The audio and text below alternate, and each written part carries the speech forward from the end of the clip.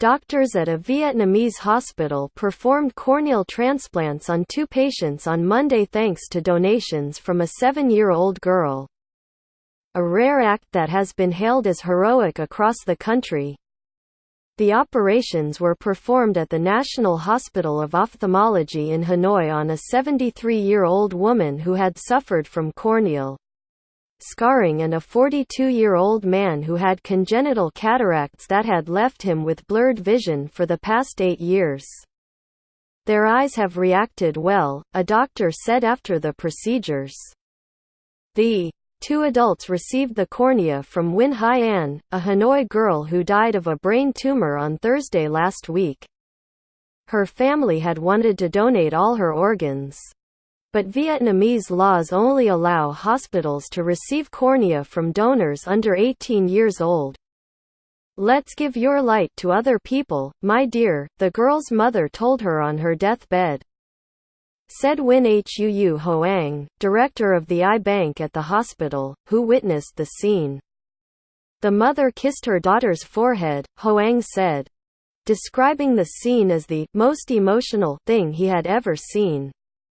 It took him half an hour to remove her cornea.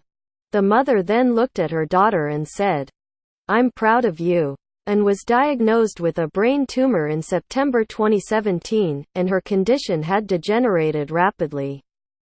During her time in hospital, her mother discussed the idea of donating her organs with An. After seeing many people struggling in the hospital, the little girl agreed. Her mother said, "I spent time talking with her about death and she believed she would see me again in heaven," her mother said. The Families Act has won the hearts of people across the country. Health Minister Nguyen Kim Tien sent them a note on the day of the funeral.